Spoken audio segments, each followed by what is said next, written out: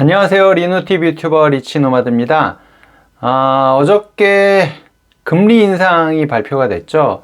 금통위에 수장이 없어서 이거 뭐 연기되는 거 아니야 라고 했는데 예상과는 달리 0.25%포인트를 인상해서 이제 기준금리가 1.25%에서 1.5%로 인상이 되었습니다. 미국도 계속 금리를 올리고 있는 상황이기 때문에 뭐 어쩔 수 없는 선택이었을 거고요. 아마 이렇게 꾸준히 계속 이제 금리를 계속 올려가는 상황으로 가지 않을까 싶습니다. 물가가 뭐 4.1% 어마어마한 수준으로 올랐기 때문에 거기에 대한 대응을 할 수밖에 없었고, 또 금리에 또 차이가 나게 되면 외국인 자금이 빠져나갈 수 있기 때문에 선제적으로 대응할 수밖에 없는 상황이죠. 뭐 그런 상황들은 알겠는데, 그러면 우리는 투자를 어디다 해야 될지, 오늘도 뭐 주가지수 조금 안 좋았는데 이럴 때는 어떻게 해야 될지 참 고민이 많이 됩니다. 그래서 지난번에 이제 국내 주식에 대한 얘기도 조금 해봐야 되겠다, 해드리겠다라고 말씀드렸었는데, 그거와 관계돼서 일단 뭐 금리 인상 부분이 뭐 미국이나 뭐 우리나 다 똑같이 적용이 되고 있지만, 국내에서 대응할 수 있는 종목들에 대한 얘기를 한번 살짝 해볼까 합니다. 제가 지난번에 3월 8일 날 정도에 국내 리츠에 대한 얘기를 한번 했었습니다.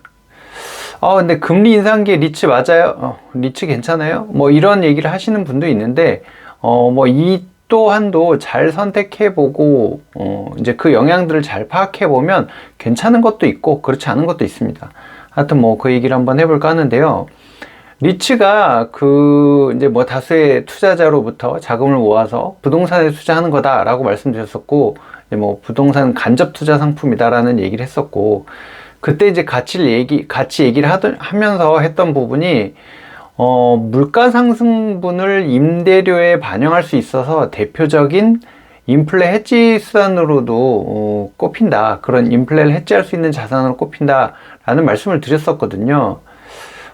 그때 이제 제가 몇 개 종목들을, 그러니까 ETF와 함께 몇 개 종목들을 말씀을 드렸었는데, ETF는 타이거 부동산 인프라 고배당, 이거 미래에셋 쪽에서 나온 거거든요. 저 뭐 이제 미래에셋을 받은 거 전혀 없고요.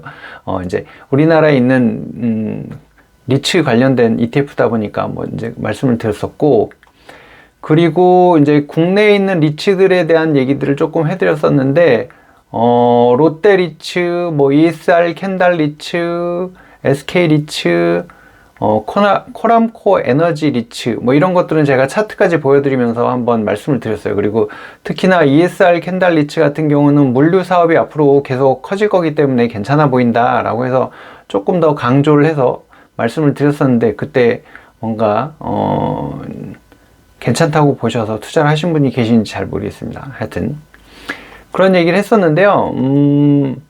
거기에 뭐 한 가지 더는, JR 글로벌 리츠는 요거는 그 구독자분께서 얘기를 하셨었는데, 사실 제가 그때는 얘기를 안 하고 넘어갔었거든요. 그거까지 한번 볼까 합니다.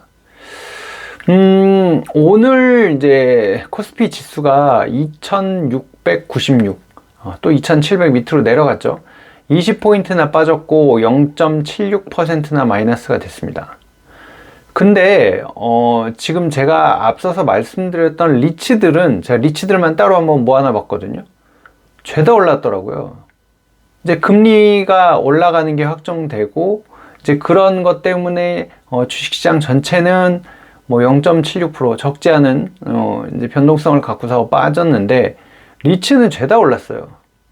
금리가 오르면 리츠 안 좋은 거 아니야? 라고 생각하실 수도 있는데, 당연히 어떤 이제 리츠의 구조에 따라서 어떤 리츠는 이제 대출에 많이 노출돼 있어서 이제 그런 영향을 많이 받는 것도 있고, 이제 그러니까 그 어떤 대출 기간 자체가 짧아서 빨리 올라가는 것들을 빨리빨리 맞을 수도 있는 것도 있고요.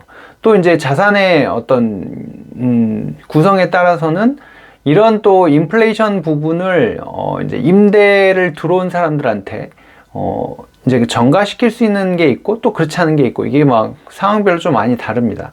하지만 어쨌든 이제 좀 큰 방향성으로 놓고 얘기하자면, 지금 이제 금리 인상기에는 주식 이제 시장 자체가 조금 움츠려들 수밖에 없고, 근데 돈을 벌고자 하는 사람들은 계속 있거든요. 뭔가 그렇다고 아직 뭐 예금에 넣어갖고 해결될 수 있는 금리의 수준은 또 아니다 보니까 안정적인 투자 수단을 찾는 사람들이 늘어나는 거죠. 이제 그렇다 보니까 리츠 쪽에 이제 관심이 많아진 게 아닐까라고 생각이 되고요. 그래서 오늘 같이 장이 안 좋은데도 죄다 지금 올라간 그런 이제 상황들을 볼 수 있습니다.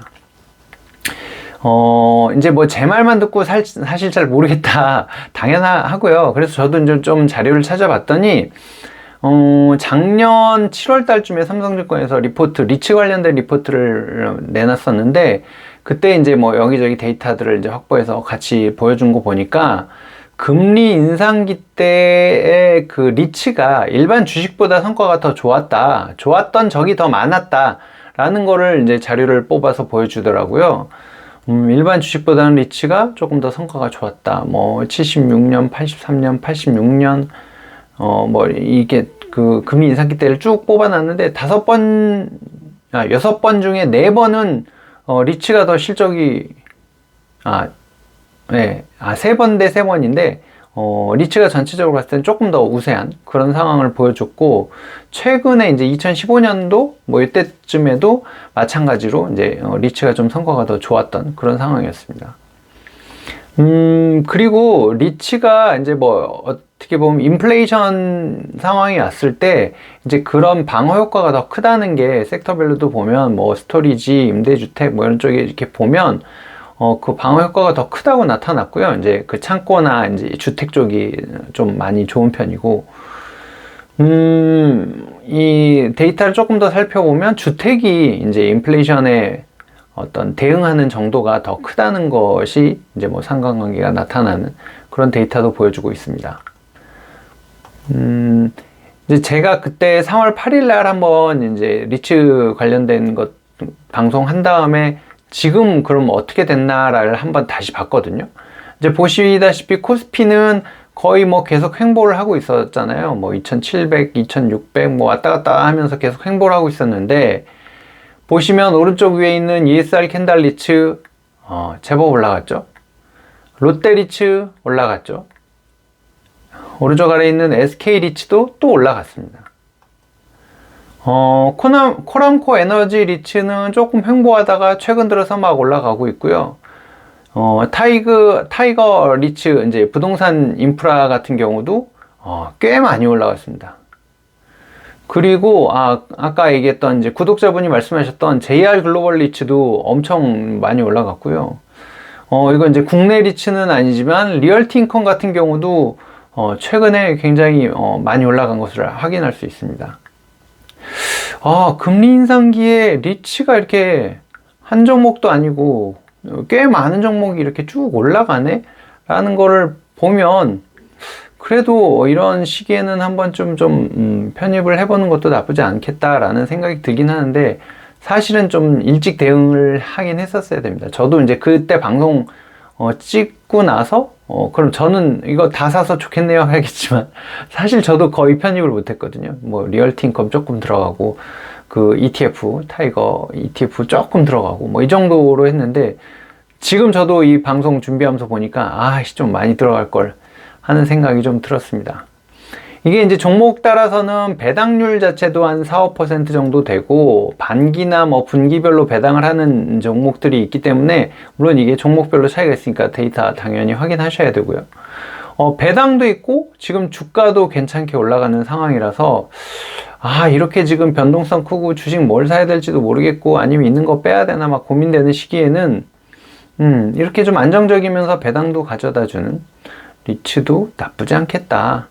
근데 이제 아까 말씀드렸던 대로 이게 그 각 리츠별로도 금리 노출에 따른 금리 이제 인상의 노출에 따른 영향이 다르거든요. 이제 배당금이 줄어들 수 있습니다. 이제 이자 비용을 더 내야 되기 때문에.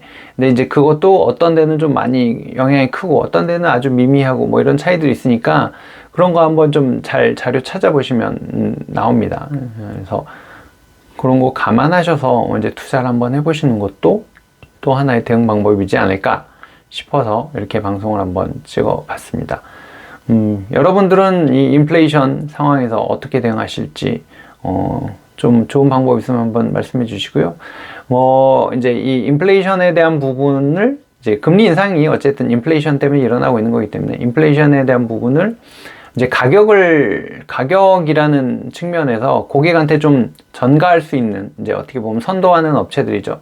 이런 쪽에 주식을 사놓으면 이제 이 원가라는 게 계속 무한정 올라가지만은 않을 거고, 예를 들어서 전쟁 상황이 좀 마무리된다든가 이러면 원가가 떨어지면 그때는 수익성이 더 좋아지는 구조가 되기 때문에 이런 업체들의 주식도 한 번쯤은 담을 만하다라는 얘기도 나오는데, 그건 이제 금리가 좀 천천히 올라갈 때 얘기인데, 하여튼 그런 부분도 잘 감안해서 여러 가지 방면으로 한번 고민해 보시는 것도 좋은 방법이지 않을까 싶습니다. 오늘은 여기서 마무리하도록 하겠습니다. 고맙습니다.